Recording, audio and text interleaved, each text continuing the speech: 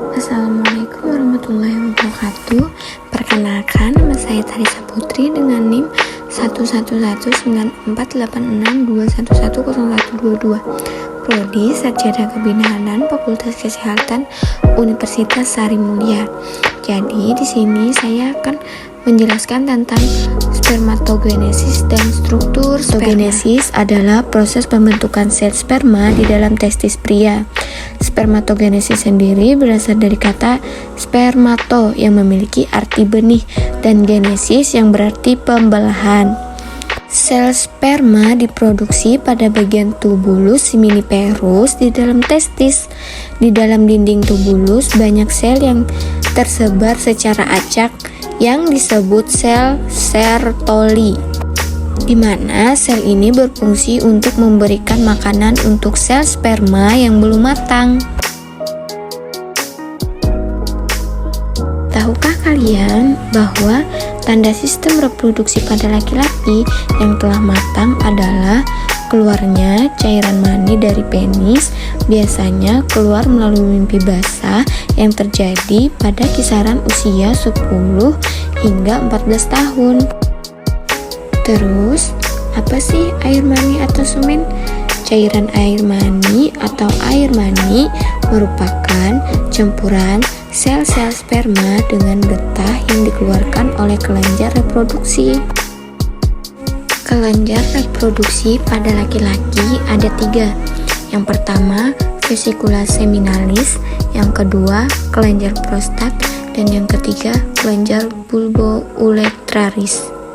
Masing-masing mempunyai cairan dan fungsinya yang berbeda-beda. Adapun fungsi vesicula seminalis membuat air mani yang bersifat lengket sehingga air mani mampu menempel lebih lama di dalam saluran reproduksi wanita. Dengan begitu, sperma akan memiliki kesempatan lebih besar untuk bisa bertemu dengan sel telur.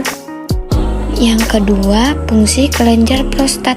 Fungsi utama yaitu mengeluarkan cairan yang berfungsi sebagai sumber nutrisi dan pelindung sperma. Selama terjadi ejakulasi, cairan ini akan keluar bersama dengan sperma dalam bentuk air mani. Adanya cairan ini akan memudahkan sperma bergerak ketika berada di rahim.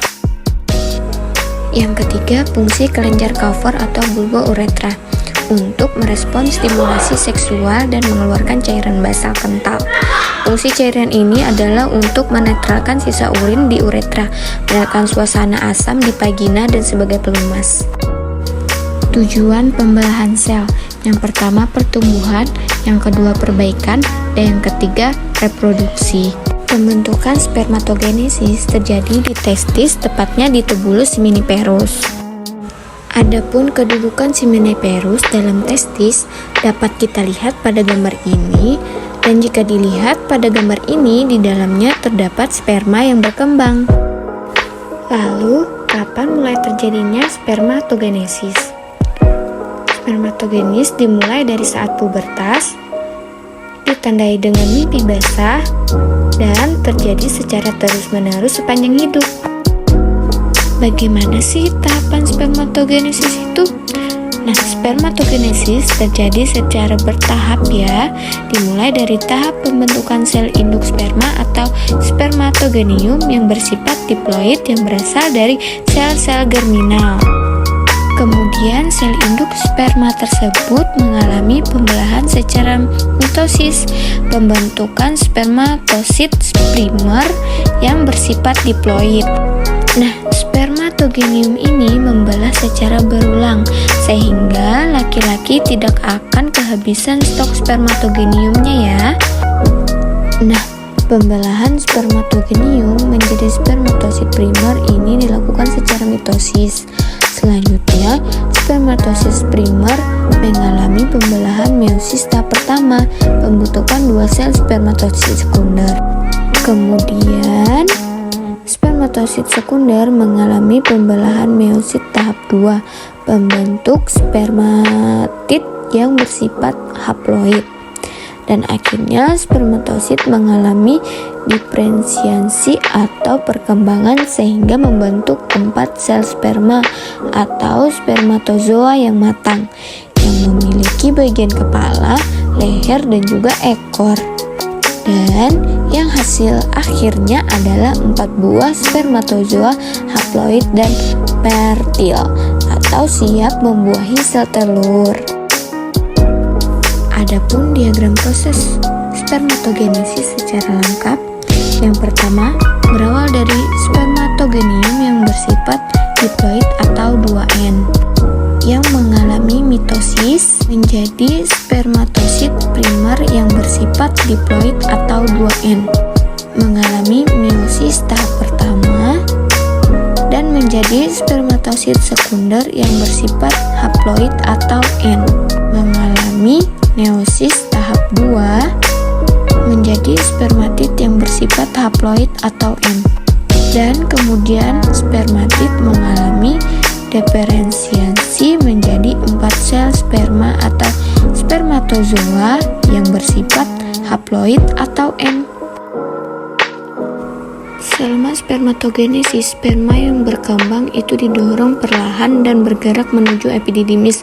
Nah, di epididymislah pematangan sperma sampai memiliki kemampuan bergerak.